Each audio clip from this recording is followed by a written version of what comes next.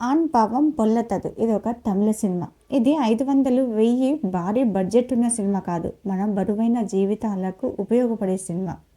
ఇందులో డైరెక్టర్ గారు 2 కుటుంబాల గురించి చెప్తా ఉంటారు. అది ఇప్పుడు సోషల్ మీడియాలో ట్రెండ్ అవుతున్న జీవితాల గురించి. ఆడపిల్లలు తీసుకునే నిర్ణయాల వల్ల జీవితాలు ఎంత సర్వనాశనం అయిపోతాయో చూపించే సినిమా.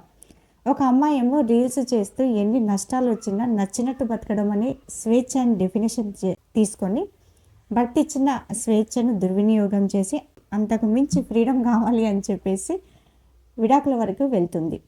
ఆ విడాకులు ఇప్పించడానికి ఉండే లాయర్ ఎవరైతే ఉంటారో ఆయనది ఒక స్టోరీ. ఈ 2 స్టోరీలను మిళితం చేస్తుంటారు. ఈ లాయర్ స్టోరీ అంటే ఈ లాయర్ వాళ్ళ భార్య పెళ్ళయిన తర్వాత ఒక కూతురు పుట్టిన తర్వాత నన్ను అశ్రద్ధ చేస్తున్నాడు, నాకు గుడి లేదు, బడి లేదు, గోవా లేదు, గోదావరి లేదు, ఎక్కడికి తీసుకెళ్ళట్లేదు, నాకు టైం ఇవ్వట్లేదు, నాతో స్పెండ్ చేయట్లేదు అని చెప్పేసి అబద్ధం చేసుకొని ఆమె విడాకులు తీసుకుంటుంది. సో అలా భర్త వర్షన్ ఏంటి అంటే పెళ్లి చేసుకున్న తర్వాత ఒక భార్యకు సామాజికంగా విలువ ఇవ్వాలన్న మనీ మ్యాటర్స్ ఓన్లీ.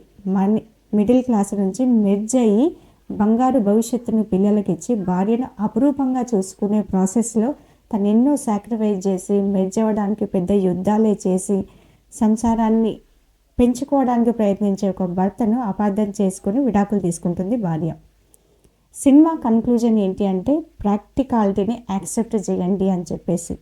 ఒక భార్య రోల్ ఏదైతే ఉందో మీరు ఏం చేయకపోయినా పర్వాలేదు, భర్త మెర్జ్ అవ్వడానికి సపోర్ట్ చేసి ఆయన మనసు ఎరిగి మంచిగా భర్తను చూసుకుంటే 1000 ఏనుగుల బలంతో ఆయన ఎదుగుతాడు, మీ జీవితాలు కుదుట పడతాయి.